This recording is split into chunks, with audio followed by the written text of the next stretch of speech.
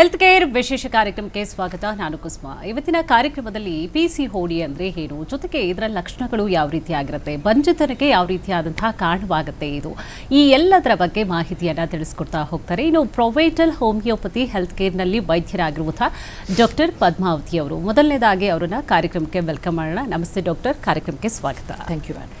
ಮೊದಲನೇದಾಗಿ ಈ PCOD ಅಂತಂದರೆ ಏನು, ಜೊತೆಗೆ ಇದರ ಲಕ್ಷಣಗಳು ಯಾವ ರೀತಿಯಾಗಿರುತ್ತೆ? ಖಂಡಿತ ಮಾಡಬೇಕು. PCOD ಎಷ್ಟು ಕಾಮನ್ ಆಗಿಬಿಟ್ಟಿದೆ ಅಂದರೆ ಪ್ರತಿಯೊಬ್ಬರು ಮನೆಯಲ್ಲಿ ಯಾರಾದರೂ ಹೆಣ್ಮಕ್ಳಿದ್ದು ಅಂದರೆ PCOD is a commonest complaint ಅಂತ ಹೇಳ್ತೀವಿ. ಸೊ ಇವಾಗ ಮುಂಚೆ PCOD ಅಂದರೆ ಏನು ಅಂತಲೇ ಗೊತ್ತಿರಲಿಲ್ಲ, ಬಟ್ ಇವಾಗೇನಾಗಿದೆ ಇತ್ತೀಚೆಗೆ ತುಂಬ ಸರ್ವೇ ಸಾಮಾನ್ಯ ಅಂತ ಹೇಳ್ತೀವಿ. ಈ PCOD ಅಂದರೆ ಏನು, ಯಾತಕ್ಕಿದು ಬರ್ತಾ ಇದೆ ಅಂತಂದರೆ PCOD ಅಂದರೆ ಪಾಲಿಸಿಸ್ಟಿಕ್ ಓವೇರಿಯನ್ ಡಿಸೀಸ್ ಅಂತ ನಾವು ಹೇಳ್ತಾ ಬರ್ತೀವಿ, ಅಂದರೆ ಸಿಂಡ್ರೋಮ್ ಅಂತ ನಾವು ಹೇಳ್ತೇವೆ. ಈ ಪಾಲಿ ಅಂದ್ರೇನೋ ತುಂಬ ಅಂತ, ಮೆನಿ ಅಂತ ಹೇಳ್ತಾ ಇರ್ತೀವಿ. ಸೊ ಪಾಲಿಸಿಸ್ಟಿಕ್ ಅಂದರೆ ನೀರಿನ ಗುಳ್ಳೆಗಳು ಅಂತ ಹೇಳ್ತೀವಿ. ಸೊ ಈ ಎಷ್ಟೊಂದು ಈ ಗುಳ್ಳೆಗಳು ಈ ಓವರೀಸ್ ಮೇಲೆ ಅದು ಫಾರ್ಮ್ ಆಗ್ತಾ ಬರ್ತದೆ, ಅದಕ್ಕೆ ನಾವು ಪಾಲಿಸಿಸ್ಟಿಕ್ ಓವೇರಿಯನ್ ಡಿಸೀಸ್ ಅಂತ ನಾವು ಹೇಳ್ತೀವಿ. ಯಾತಕ್ಕೆ ಇದು ಫಾರ್ಮ್ ಆಗ್ತಾ ಹೋಗುತ್ತೆ ಅಂತಂದರೆ ಯೂಶ್ವಲಿ ಇದನ್ನು ನಾವೇನು ಹೇಳ್ತೀವಿ, ಹಾರ್ಮೋನಲ್ ಇಂಬ್ಯಾಲೆನ್ಸ್ ಡಿಸೀಸ್ ಅಂತ ನಾವು ಹೇಳ್ತೀವಿ. ಸೊ ಯಾವಾಗ ನಮ್ಮ ದೇಹದಲ್ಲಿ ಈ ಹಾರ್ಮೋನ್ ಇಂಬ್ಯಾಲೆನ್ಸು ಶುರುವಾಗ್ತಾ ಹೋಗುತ್ತೋ ಅವಾಗ ಏನಾಗುತ್ತೆ, ಈ ಒಂದು ಓವರೀಸಲ್ಲಿ ಸರಿಯಾಗಿ ಹಾರ್ಮೋನ್ಸ್ ಡೆವಲಪ್ಮೆಂಟ್ ಆಗದೆ ಇದ್ದಾಗ ಈ ರೀತಿ ನಮಗೆ ತೊಂದರೆಗಳು ಕಾಣಿಸ್ಕೊಳ್ತಾ ಹೋಗ್ತವೆ. ಯಾತಕ್ಕಿದು, ಸೊ ಈ ಹಾರ್ಮೋನ್ಸ್ನ ಕೆಲಸ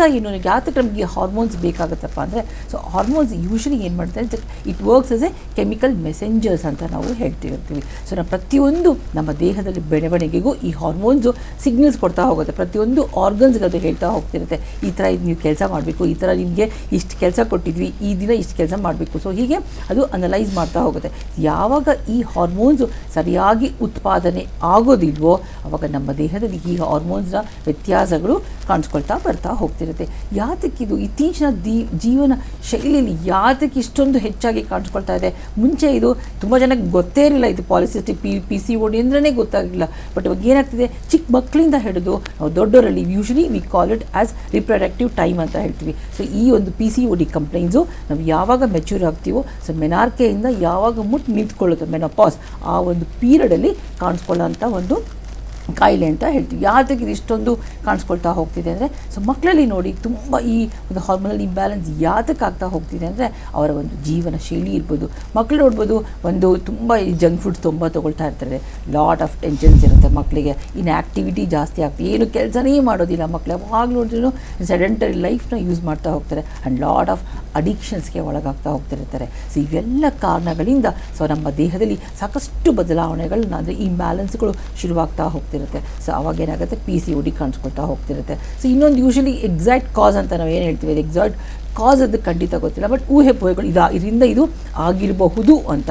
so one is the major issue is ಏನು ಹೇಳ್ತೀವಿ, ಇನ್ಸುಲಿನ್ ರೆಸಿಸ್ಟೆನ್ಸ್ ಅಂತ ನಾವು ಹೇಳ್ತೀವಿ. ಈ ಏನಿದೆ ಇನ್ಸುಲಿನ್ ರೆಸಿಸ್ಟೆನ್ಸ್ ಅಂದರೆ, ಇನ್ಸುಲಿನ್ ನಮಗೆಲ್ಲರಿಗೂ ಗೊತ್ತಿರೋ ಈ ಪ್ಯಾಂಕ್ರಿಯಾಸಲ್ಲಿ ಇದು ಒಂದು ಹಾರ್ಮೋನು ಉತ್ಪತ್ತಿ ಆಗುತ್ತೆ. ಈ ಇನ್ಸುಲಿನ್ ಏನಿಗೆ ಬೇಕು ನಮಗೆಲ್ಲರಿಗೂ ಗೊತ್ತೆ, ಇದು ನಮ್ಮದು ಬ್ಲಡ್ ಶುಗರ್ ಲೆವೆಲ್ನ ಕಂಟ್ರೋಲ್ ಮಾಡ್ತಾ ಹೋಗುತ್ತೆ. ಸೊ ಯಾವಾಗ ನಮ್ಮ ಸೆಲ್ಸ್ ಇನ್ಸುಲಿನ್ ಪ್ರೊಡಕ್ಷನ್ ಆಗ್ತಾಯಿದ್ರೂ ಅದು ಸರಿಯಾಗಿ ರೆಸ್ಪಾಂಡ್ ಮಾಡಲು ಅವಾಗ ಏನಾಗುತ್ತೆ, ನಮ್ಮ ರಕ್ತ ಕಣಗಳಲ್ಲಿ ಈ ಸಕ್ಕರೆ ಶುಗರು ಲೆವೆಲ್ಸ್ ಜಾಸ್ತಿ ಆಗ್ತಾ ಬರುತ್ತೆ. ಒಂದ್ಸಲ ಶುಗರ್ ಜಾಸ್ತಿ ಆಗ್ತಾ ಹೋಗ್ತಿದ್ದಂಗೆ ಇನ್ಸುಲಿನ್ ಪ್ರೊಡಕ್ಷನ್ ಜಾಸ್ತಿ ಆಗ್ತಾಗುತ್ತೆ. ಸೊ ಇನ್ಸುಲಿನ್ ಪ್ರೊಡಕ್ಷನ್ ಜಾಸ್ತಿ ಆಗ್ತಾ ಹೋಗ್ತಿದ್ದಂಗೆ ಈ ಆ್ಯಂಡ್ರೋಜನ್ ಅಂತ ಒಂದು ಹಾರ್ಮೋನು ಉತ್ಪಾದನೆ ಜಾಸ್ತಿ ಆಗ್ತಾ ಹೋಗುತ್ತೆ. ಸೊ ಈ ಆ್ಯಂಡ್ರೋಜನ್ ಅಂತ ಹಾರ್ಮೋನ್ ಇಟ್ಸ್ ಮೇಲ್ ಹಾರ್ಮೋನ್ ಅಂತ ಹೇಳ್ತೀವಿ.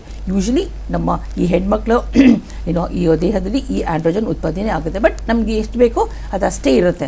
ಬಟ್ ಇವಾಗ ಇಲ್ಲೇನಾಗ್ತಾ ಇರುತ್ತೆ ಅಂದರೆ, ಈ ಆ್ಯಂಡ್ರೋಜನ್ ಉತ್ಪಾದನೆ ಜಾಸ್ತಿ ಆಗ್ತಾ ಹೋಗ್ತಿದ್ದಂಗೆ ಅವಾಗ ಏನಾಗುತ್ತೆ, ಸೊ ಫೀಮೇಲ್ ಸೆಕ್ಷುವಲ್ ಹಾರ್ಮೋನ್ಸ್ ಏನಾಗುತ್ತೆ ಅದು ಕಮ್ಮಿ ಆಗ್ತಾ ಬರುತ್ತಿರುತ್ತೆ ಆಟೋಮ್ಯಾಟಿಕಲಿ. ಸೊ ಇದರಿಂದ ಏನು ಬದಲಾವಣೆ ಆಗ್ತಾ ಇರುತ್ತೆ ಅಂದರೆ, ಮೆನ್ಸ್ಟ್ರುಯಲ್ ಸೈಕಲ್ ಏನಾಗುತ್ತೆ ಡಿಸ್ಟರ್ಬೆನ್ಸ್ ಆಗ್ತಾ ಬರುತ್ತೆ.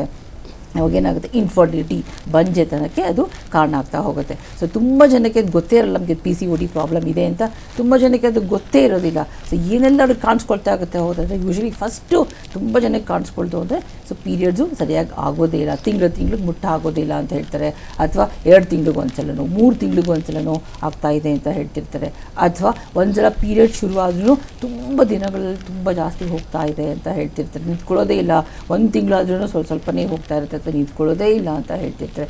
ಈ ಥರ ಸಿಂಪ್ಟಮ್ಸ್ ಕಾಣಿಸ್ಕೊಳ್ತಾ ಇರುತ್ತೆ. ಸೊ ಒಬ್ಬೊಬ್ರು ಏನಾಗುತ್ತೆ, ಅವಾಗೆಲ್ಲ ಆ್ಯಂಡ್ರೋಜನ್ ಹಾರ್ಮೋನ್ಸ್ ಉತ್ಪಾದನೆ ಜಾಸ್ತಿ ಆಗ್ತಾ ಹೋಗ್ತಿದ್ದಂಗೆ, ಸೊ ಮೇಲ್ ಹಾರ್ಮೋನ್ಸ್ ಅಂತ ನಾನು ಹೇಳಿದೆ. ಸೊ ಅವಾಗೇನಾಗುತ್ತೆ, ತುಂಬ ಬಾಡಿ ತುಂಬ ದಪ್ಪ ಆಗ್ತಾ ಹೋಗ್ತಿರುತ್ತೆ, ಮೇಲ್ ಟೈಪ್ ಆಫ್ ಬಾಲ್ನೆಸ್ನ ನೋಡ್ತಾ ಬರ್ತಿರ್ತೀವಿ. ಸೊ ಯೂಶಲಿ ಇವಾಗ ಏನಾಗುತ್ತೆ, ಇಲ್ಲಿ ಏನಾಗುತ್ತೆ, ಆಯಿಲಿ ಸ್ಕಿನ್ ಜಾಸ್ತಿ ಆಗ್ತದೆ. ಸೊ ಒಂದ್ಸಲ ಆಯಿಲಿ ಸ್ಕಿನ್ ಜಾಸ್ತಿ ಆಗ್ತಾ ಹೋಗ್ತಿದ್ದಂಗೆ ಸೊ ಪಿಂಪಲ್ಸ್ ಜಾಸ್ತಿ ಮೊಡವೆಗಳು ಜಾಸ್ತಿ ಆಗ್ತಾ ಬರ್ತಿರುತ್ತೆ.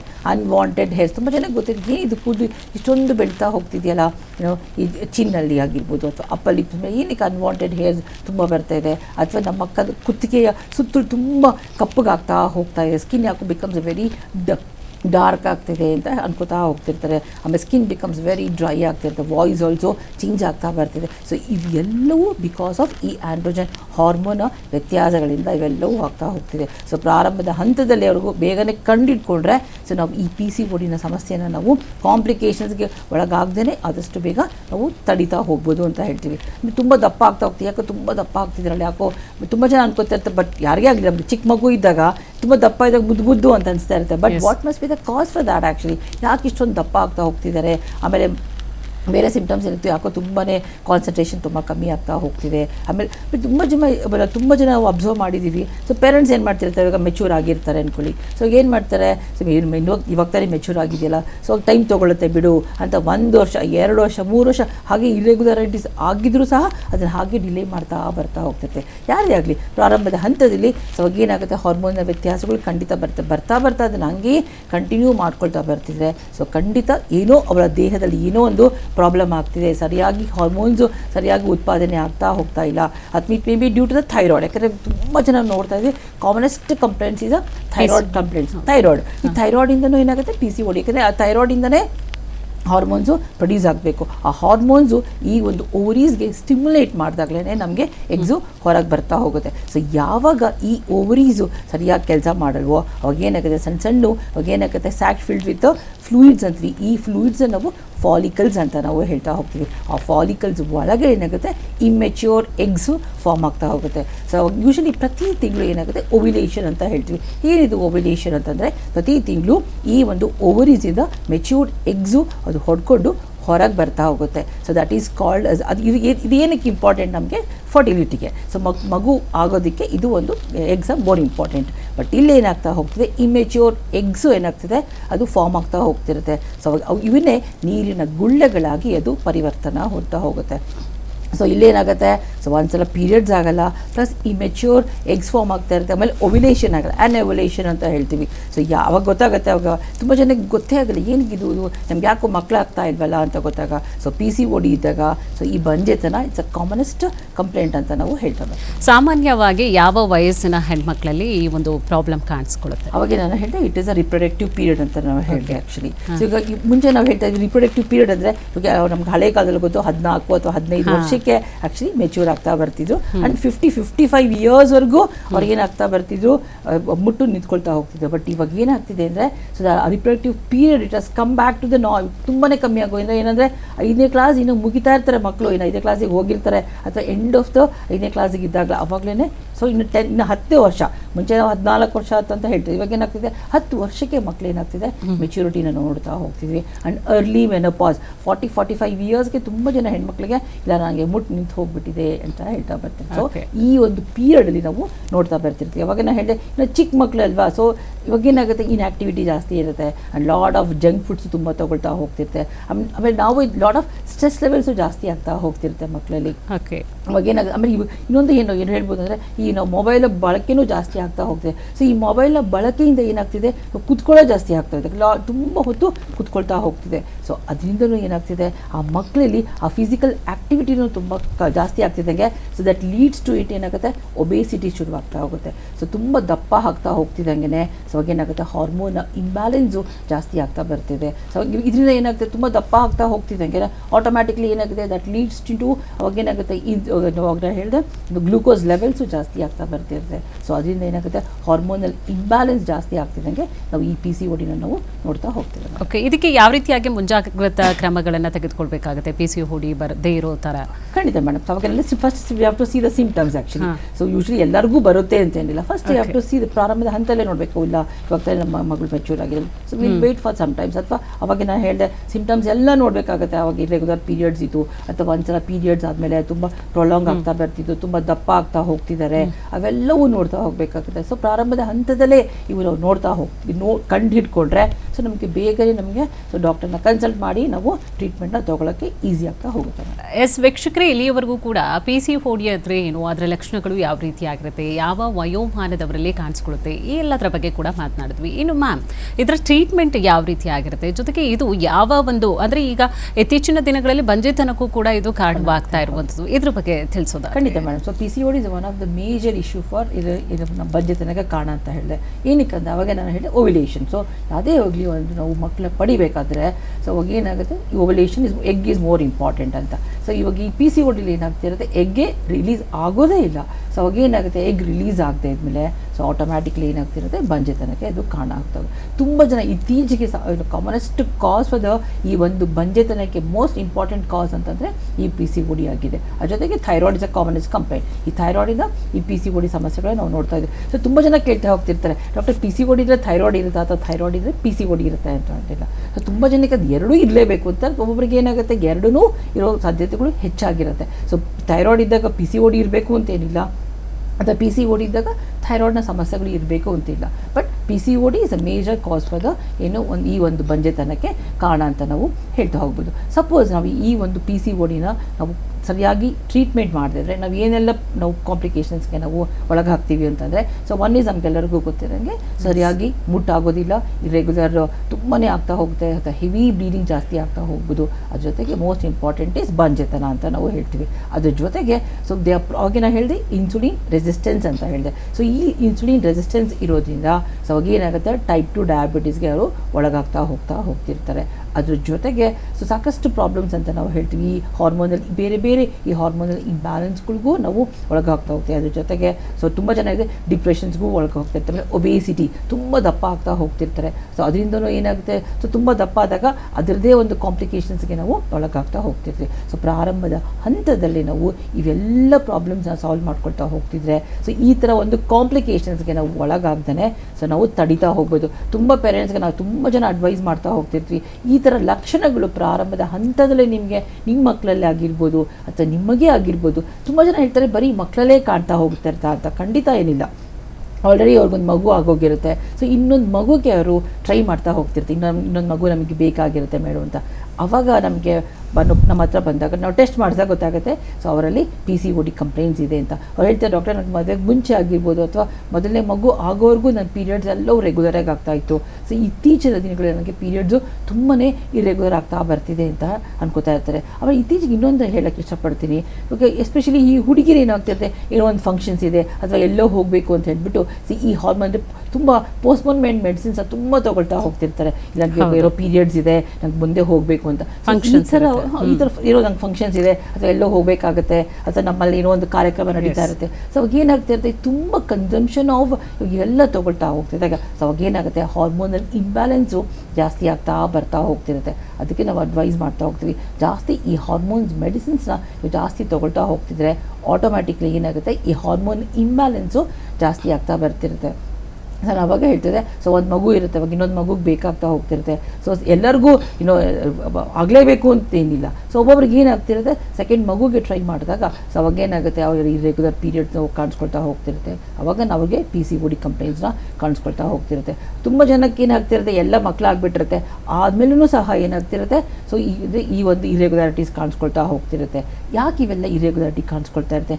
ಮೇ ಬಿ ಅವರ ಆ್ಯಕ್ಟಿವಿಟೀಸ್ ಇರ್ಬೋದು, ಅಥವಾ ಲಾಟ್ ಆಫ್ ಸ್ಟ್ರೆಸ್ ಇರ್ಬೋದು, ಅವ್ರ ಒಂದು ಫುಡ್ ಹ್ಯಾಬಿಟ್ಸು ಸರಿಯಾಗಿಲ್ಲದೆ ಇರ್ಬೋದು. ಇವೆಲ್ಲ ಕಾರಣಗಳಿಂದ ಏನಾಗ್ತಿರುತ್ತೆ, ನಮ್ಮ ಈ ಒಂದು ದೇಹದಲ್ಲಿ ಈ ಹಾರ್ಮೋನ್ನ ಇಂಬ್ಯಾಲೆನ್ಸು ಜಾಸ್ತಿ ಆಗ್ತಾ ಬರ್ತಿದೆ. ಸೊ ಅವಾಗೇನು ಹೇಳಿದೆ, ಪ್ರಾರಂಭದ ಹಂತದಲ್ಲೇ ಇವೆಲ್ಲವೂ ನಾವು ಸರಿಯಾದ ರೀತಿಯಲ್ಲಿ ನಾವು ಕನ್ಸಲ್ಟ್ ಮಾಡಿ, ತುಂಬ ಜನ ಡಾಕ್ಟರ್ ಹತ್ರ ಹೋದ್ರಪ್ಪ ಆ ಟೆಸ್ಟು ಈ ಟೆಸ್ಟು ಅಂತ ಏನೋ ಹೇಳ್ಬಿಡ್ತಾರಪ್ಪ, ತುಂಬ ಭಯ ಪಡಿಸ್ಬಿಡ್ತಾರಪ್ಪ ಅಂತ ಹೇಳ್ತಾ ಹೋಗ್ತಾರೆ. ಖಂಡಿತ ಅಲ್ಲ. ಡಾಕ್ಟರ್ ಏನಿದ್ರು ಅಂದರೆ ಕಾಂಪ್ಲಿಕೇಶನ್ಸ್ ನಿಮಗೆ ತಿಳಿಸ್ತಾ ಹೋಗ್ತೀವಿ, ಏನೆಲ್ಲ ಪ್ರಾಬ್ಲಮ್ ಆಗ್ಬೋದು, ಭಯ ಪಡೋಂಥದ್ದು ಏನಿಲ್ಲ. ಇವೆಲ್ಲ ನೀವು ಪ್ರಾರಂಭದ ಹಂತದಲ್ಲಿ ನೀವು ತೊಗೊಳ್ತಾ ಹೋಗ್ತಿದ್ರೆ ಏನೆಲ್ಲ ಕಾಂಪ್ಲಿಕೇಶನ್ಸ್ ಆಗ್ತಾ ಹೋಗುತ್ತೆ ಅಂತ. ಯೂಶಲಿ ಇನ್ನೊಂದು ಹೇಳೋಕ್ಕೆ ಇಷ್ಟಪಡ್ತೀನಿ, ಸಪೋಸ್ PCODನ ಹಾಗೆ ನೆಗ್ಲೆಕ್ಟ್ ಮಾಡ್ತಾ ಹೋಗ್ತಿದೆ ಅಂದರೆ ಎಂಡ್ರೋಮೆಟ್ರೋಸಿಸ್ ಅಂತ ಹೇಳ್ತೀವಿ. ಅಂದರೆ ಯೂಶಲಿ ಏನಾಗುತ್ತೆ, ಎಂಡೋಮೆಟ್ರಿಯೋಸಿಸ್ ಅಂದರೆ ಲೈನಿಂಗ್ ಆಫ್ ದ ಯೂಟ್ರಸ್, ಗರ್ಭಕೋಶದ ಲೈನಿಂಗ್ ಅಂತ ಹೇಳ್ತೀವಿ. ಅದೇನಾಗುತ್ತೆ, ದಪ್ಪ ಆಗ್ತಾ ಹೋಗ್ತಿದ್ದಂಗೆ ಇಟ್ ಲೀಡ್ಸ್ ಇಂಟು ಕ್ಯಾನ್ಸರ್ ಅಂತ ನಾವು ಹೇಳ್ತಾ ಹೋಗ್ತೀವಿ. ಸೊ ಇವೆಲ್ಲ, so it's not like a ಭಯ ಅಲ್ಲ, ಅಂದರೆ ನಾವೇನೋ ಅಟ್ಲೀಸ್ಟ್ ಪ್ರಿಕಾಷನ್ಸ್ ಹೇಳ್ತೀವಿ, ನಾವು ಹೆಂಗೆ ಇದರಿಂದ ನಾವು ಪ್ರಿವೆಂಟ್ ಮಾಡ್ತಾ ಹೋಗ್ಬೋದು ಅಂತ. ಸೊ ಪ್ರಾರಂಭದ ಹಂತದಲ್ಲೇ ನಾವು ಇದನ್ನೆಲ್ಲ ನಾವು ತೊಗೊಳ್ತಾ ಹೋಗ್ತಾ ಇದ್ದರೆ ಅಥವಾ ಪ್ರಿಕಾಷನರಿ ಮೆಜರ್ಸ್ನ ತೊಗೊಳ್ತಾ ಹೋಗ್ತಿದ್ರೆ ಖಂಡಿತ ಈ ಒಂದು ಬಂಜೆತನ ಆಗಿರ್ಬೋದು ಅಥವಾ ಒಬೇಸಿಟಿ ಆಗಿರ್ಬೋದು ಅಥವಾ ಡಯಾಬಿಟೀಸೇ ಆಗಿರ್ಬೋದು ಅಥವಾ ಈಗ ಒಂದು ಯುಟ್ರೈನ್ ಕ್ಯಾನ್ಸರ್ಸೇ ಆಗಿರ್ಬೋದು, ಇವೆಲ್ಲವೂ ಸಹ ನಾವು ಅವಾಯ್ಡ್ ಮಾಡ್ತಾ ಹೋಗ್ಬೋದು ಮೇಡಮ್. ಇನ್ನು ಈ PCODಯನ್ನು ಯಾವ ರೀತಿಯಾಗಿ ಹೋಮಿಯೋಪತಿ ಮೂಲಕವಾಗಿ ಟ್ರೀಟ್ಮೆಂಟನ್ನು ತೆಗೆದುಕೊಳ್ಬಹುದು? ಖಂಡಿತ ಮೇಡಮ್. ಸೊ ಡಿಪೆಂಡ್ಸ್ ಅಪಾನ್ ಅಂದರೆ ಯಾವ ಏಜಲ್ಲಿ ಬರ್ತಾ ಇದ್ದಾರೆ ಅಥವಾ ಎಷ್ಟು ವರ್ಷಗಳಿಂದ ಅವ್ರು ಸಫರ್ ಮಾಡ್ತಾ ಇದ್ದಾರೆ, ಅದೆಲ್ಲ ನಾವು ತಿಳ್ಕೊಳ್ತಾ ಹೋಗಬೇಕಾಗುತ್ತೆ. ಸೊ ಎಷ್ಟಿದೆ ಅದು, ಒಂದೊಂದ್ಸಲ ಏನಾಗುತ್ತೆ ಬೈಲ್ಯಾಟ್ರಲ್ ಅಂತ ಹೇಳ್ತೀವಿ, ಎರಡೂ ಕಡೆನೂ ಇರುತ್ತೆ. ಒಬ್ಬೊಬ್ರಿಗೆ ಏನಾಗುತ್ತೆ ಒಂದೇ ಕಡೆ ನಮಗೆ ಓವರೀಸಲ್ಲಿ ಕಾಣಿಸ್ಕೊಂಡು ಹೋಗ್ಬೋದು, ಇನ್ನೊಂದು ಸಲ ಏನಾಗುತ್ತೆ ಎರಡೂ ಕಡೆನೂ ಕಾಣಿಸ್ಕೊಳ್ತಾ ಹೋಗುತ್ತೆ. ಅಥವಾ ಈ PCOD ಜೊತೆಗೆ ಬೇರೆ ಏನೆಲ್ಲ ಕಾಂಪ್ಲಿಕೇಶನ್ಸ್ ಏನಾದ್ರು ಇದೆಯಾ ಅಥವಾ ಬೇರೆ ಬೇರೆ ಏನಾದ್ರು ಡಿಸೀಸಸ್ ಇದೆಯಾ ಅವೆಲ್ಲವೂ ನಾವು ನೋಡಬೇಕಾಗುತ್ತೆ. ಸೊ ಒಂದ್ಸಲ ಪೇಷಂಟ್ಸ್ ನಮ್ಮ ಹತ್ರ ಬಂದಮೇಲೆ will take up the complete history ನಾವು ಕೇಳ್ತಾ ಹೋಗ್ತಿರ್ತೀವಿ. ಅವ್ರ ಲೈಫ್ ಸ್ಟೈಲ್ ಹೇಗಿದೆ, ಅವರ ಜೀವನ ಶೈಲಿ ಇದೆ, ಅವ್ರ ವರ್ಕ್ ಪ್ರೆಷರ್ ಏನಿದೆ ಅಥವಾ ಮೆಂಟಲ್ ಸ್ಟೇಟಸ್ ಹೇಗಿದೆ, ಅವೆಲ್ಲವೂ ನಾವು ಅನಲೈಸಿಸ್ ಮಾಡ್ತಾ ಹೋಗ್ತಿರ್ತೀವಿ. According to that actually so ನಾವು ಮೆಡಿಸಿನ್ಸು ಕೊಡ್ತಾ ಹೋಗ್ತೀವಿ. And duration also depends up. ಇಲ್ಲ ಇವಾಗ ತಾನೇ ಶುರುವಾಗಿದೆ ಅಂದಾಗ ಸೊ ಬೇಗನೆ ಅವರಿಗೆ ಗುಣ ಆಗ್ತಾ ಹೋಗುತ್ತೆ. ಇಲ್ಲ ಸೊ ಬಹಳಷ್ಟು ವರ್ಷಗಳಿಂದ ಸಾಕಷ್ಟು ನಾವು ಟ್ರೀಟ್ಮೆಂಟ್ ತೊಗೊಂಡ್ವಿ ಆದರೂ ನಮಗೆ ಇಂಪ್ರೂವ್ಮೆಂಟ್ ಕಾಣ್ತಾ ಇಲ್ಲ ಅಂದಮೇಲೆ ಸೊ ತುಂಬ ದಿನ ಅವರು ತೊಗೊಳ್ಬೇಕಾಗತ್ತೆ. ಅದ್ರ ಜೊತೆಗೆ ಮೋಸ್ಟ್ ಇಂಪಾರ್ಟೆಂಟ್ ಈಸ್ ಅವರ ಜೀವನ ಶೈಲಿನ ಅವ್ರು ಬದಲಾವಣೆ ಮಾಡ್ಕೊಳ್ಬೇಕಾಗತ್ತೆ. ಆಹಾರ ಪದ್ಧತಿ ಆಗಿರ್ಬೋದು ಅಥವಾ ಫಿಸಿಕಲ್ ಆ್ಯಕ್ಟಿವಿಟೀಸ್ ಆಗಿರ್ಬೋದು ಅಥವಾ ಮೆಂಟಲ್ ಸ್ಟ್ರೆಸ್ ಆಗಿರ್ಬೋದು, ಇದರಿಂದ ಎಲ್ಲರಿಂದ ನಾವು ಬ್ಯಾಲೆನ್ಸ್ ಮಾಡಿದ್ರೇ ನಾವು ಈ PCOD ಒಂದು ಸಮಸ್ಯೆಯಿಂದ ಖಂಡಿತ ಹೊರಗೆ ಬರ್ಬೋದು. ಆಮೇಲೆ PCOD ಸಮಸ್ಯೆ ಖಂಡಿತ ಕಮ್ಮಿ ಆದ್ಮೇಲೆ ಅಥವಾ ಕಂಪ್ಲೀಟ್ ವಾಸಿ ಆದರೂ ಸಹ ಅವರು ಅವ್ರ ಜೀವನ ಶೈಲಿನ ಅದೇ ಥರ ಮುಂದುವರ್ಸ್ಕೊಳ್ತಾ ಹೋಗಬೇಕು. ಇಲ್ಲ ಮುಂಚೆ ಥರನೇ ನಾವು ಅದೇ ಥರ ನಾವು ಮಾಡ್ತಾ ಹೋಗ್ತಿರ್ತದೆ ಮತ್ತೆ ರಿಕರೆನ್ಸ್ ಡಿಪೆಂಡ್ಸ್ ಅಪ್. ಅಂದರೆ ತುಂಬ ಜನ ಹೇಳ್ತಾರೆ ಒಂದ್ಸಲ PCOD ನಾವು ಕಮ್ಮಿ ಆದಮೇಲೆ ಮತ್ತೆ ಬರಲ್ವ ಅಂತ. ಖಂಡಿತ ಬರುತ್ತೆ. ಡಿಪೆಂಡ್ಸ್ ಅಪಾನ್ ನೀವು ನಿಮ್ಮ ಜೀವನ ಶೈಲಿನ ಹೆಂಗೆ ರೂಢಿಸ್ಕೊಳ್ತಾ ಹೋಗ್ತಿರೋ ಅದ್ರ ಮೇಲೆ ಡಿಪೆಂಡ್ ಆಗ್ತಾ ಹೋಗುತ್ತೆ. ಓಕೆ, ಅಂದರೆ ಮತ್ತೆ ಮರುಕಳಿಸುತ್ತೆ ಅದು, ಅದಕ್ಕೆ ಪರ್ಮನೆಂಟ್ ಆದಂತಹ ಟ್ರೀಟ್ಮೆಂಟ್ ಹೋಮಿಯೋಪತಿಕ್ ಖಂಡಿತ ತಗೊಳ್ತಾ ಹೋಗ್ತಾರೆ, ಖಂಡಿತ ನಿಮಗೆ ಆ್ಯಕ್ಚುಲಿ ಮತ್ತೆ ಬರಲ್ಲ. ಬಟ್ ಆದರೂ ಅಟ್ಲೀಸ್ಟ್ ಅವ್ರ ಜೀವನ ಶೈಲಿನ ಬದಲಾವಣೆ ಮಾಡ್ಕೊಳ್ಬೇಕಾಗತ್ತೆ. ಇಲ್ಲ ನಮ್ಮ ಮುಂಚೆ ಥರನೇ ನಾನು ಸೆಡೆಂಟರಿ ಲೈಫು ಅದೇ ಸ್ಟ್ರೆಸ್ ಲೆವೆಲ್ಸು ಅದೇ ಥರ ಇರ್ತೀವಿ ಅಂದರೆ so more chances of getting ಅಂತ ಹೇಳ್ತೀವಿ. ಸೊ ಪೇಷಂಟ್ಸ್ಗೆ ನಾವು ಏನು ಅಡ್ವೈಸ್ ಮಾಡೋದು ಅಂತಂದರೆ ನಿಮ್ಮ ಇಲ್ಲಿರೋ ಆ ಇಮ್ಯುನಿಟಿನ ನೀವು ಚೆನ್ನಾಗಿ ಬಿಲ್ಡಪ್ ಮಾಡ್ಕೊಳ್ತಾ ಹೋಗೋದು. ಒಂದ್ಸಲ ಇಮ್ಯುನಿಟಿ ಸ್ಟ್ರಾಂಗ್ ಆಗಿ ಇತ್ತು ಅಂತಂದರೆ ಆಟೋಮ್ಯಾಟಿಕ್ಲಿ ಈ ಥರ ಒಂದು ಕಾಯಿಲೆಗಳಿಂದ ನಾವು ಆದಷ್ಟು ನಾವು ದೂರ ಇರ್ತಾ ಹೋಗ್ಬೋದು.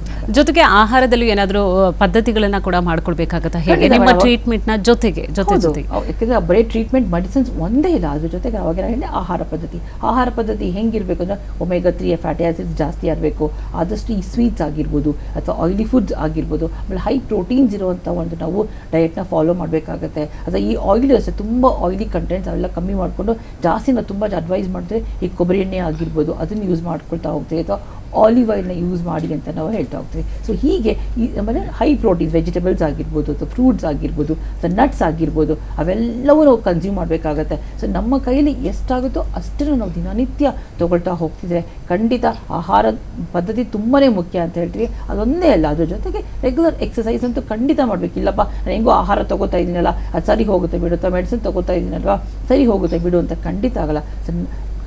ರೆಗ್ಯುಲರ್ ಆಗಿ ವಾಕಿಂಗ್ ಆಗಿರ್ಬೋದು ಅಥವಾ ಎಕ್ಸಸೈಸ್ ಆಗಿರ್ಬೋದು ಅವೆಲ್ಲವೂ ಮಾಡ್ತಾ ಹೋದರೆ ಸೊ ನಮ್ಮ ಒಂದು ದೇಹದಲ್ಲಿ ಪ್ರತಿನಿತ್ಯ ಈ ಆ್ಯಕ್ಟಿವಿಟೀಸು ನಡೀತಾ ಹೋಗ್ತಿದ್ದಂಗೆ ಸೊ ಈ ಥರ ಒಂದು ಹಾರ್ಮೋನಲ್ ಇಂಬ್ಯಾಲೆನ್ಸಿಂದ ಖಂಡಿತ ಹೊರಗೆ ಬರ್ಬೋದು. ಬೇರೆಲ್ಲ ಸಮಸ್ಯೆಗಳಿಗೆ ಇದು ಯಾವ ರೀತಿಯಾಗಿ ಕಾರಣವಾಗುತ್ತೆ? PCOD ಈಗ ಬಂಜೆತನೆಗೆ ಕಾರಣವಾಗುತ್ತೆ ಅಂತ ಹೇಳಿ, ಅದೇ ರೀತಿಯಾಗಿ ಬೇರೆ ಯಾವ ಸಮಸ್ಯೆಗಳಿಗೆ ಇದು ಕಾರಣವಾಗುತ್ತೆ? ಹೋಗಿಲ್ಲ ನಾನು ಹೇಳಿದೆ ಒಂದು ಒಬೇಸಿಟಿ ಆಗಿರ್ಬೋದು, ಅದ್ರ ಜೊತೆಗೆ ಹೇಳಿದೆ ಇನ್ಸುಲಿನ್ ರೆಸಿಸ್ಟೆನ್ಸ್ ಆಗಿರೋದ್ರಿಂದ so they more prone to get ಬೇಗನೆ ಅವರಲ್ಲಿ ಕಂಪೇರ್ ಟು ಬೇರೆಯವ್ರಿಗಿನ್ನ they more prone bound to get diabetes, ಅಂದರೆ ಮಧುಮೇಹಕ್ಕೆ ಬೇಗ ಒಳಗಾಗ್ತಾ ಹೋಗ್ತಿರ್ತಾರೆ. ಅದ್ರ ಜೊತೆಗೆ ತುಂಬ ಜನ ದಪ್ಪ ಆಗಿರೋದ್ರಿಂದ ಏನಾಗುತ್ತೆ, ತುಂಬ ದಪ್ಪ ಆಗ್ತಾ ಹೋಗ್ತಿದ್ದಂಗೆ ನಮ್ಮ ಜಾಯಿಂಟ್ಸ್ ಪೇನ್ಗಳು ಶುರುವಾಗ್ತಾ ಹೋಗುತ್ತೆ. ಇದರಿಂದ ಏನಾಗುತ್ತೆ, ಡಿಪ್ರೆಷನ್ಗಳು ಶುರುವಾಗ್ತಾ ಹೋಗುತ್ತೆ. ಅವಾಗ ಹೇಳಿ it leads to the uterine ಕ್ಯಾನ್ಸರ್ಗೆ ಅದು ಲೀಡ್ ಆಗ್ತಾ ಹೋಗ್ತಿರ್ತಾರೆ. ಸೊ ಇವೆಲ್ಲವೂ ನಾವು ಅವಾಯ್ಡ್ ಮಾಡಬೇಕು ಅಂದರೆ ನಮ್ಮ ಜೀವನ ಶೈಲಿ ಆಗಿರ್ಬೋದು ಪ್ಲಸ್ ಟ್ರೀಟ್ಮೆಂಟ್. ಸೊ ತುಂಬ ಜನ ಹೇಳ್ತಿರ್ತಾರಪ್ಪ ತುಂಬಾ ಸ್ಲೋ ಅಪ್ಪ ಇದು ಅಂತ. ಖಂಡಿತ ಅಲ್ಲ.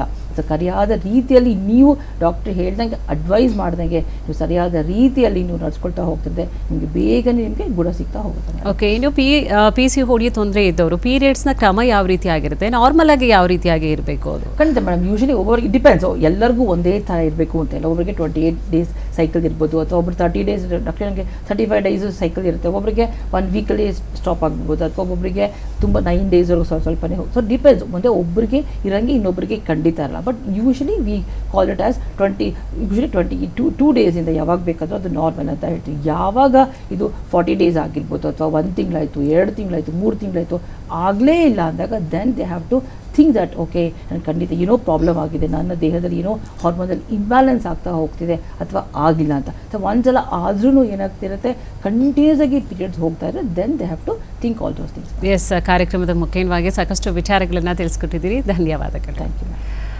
ಎಸ್ ವೀಕ್ಷಕರೇ, ಇದಾಗಿತ್ತು ಇವತ್ತಿನ ವಿಶೇಷ ಅಂತ ಹೇಳ್ತಾ ಕಾರ್ಯಕ್ರಮವನ್ನು ಮುಗಿಸ್ತಾ ಇದ್ದೀನಿ. ನಮಸ್ಕಾರ. ಇದು BTV ಭರವಸೆಯ ಬೆಳಕು.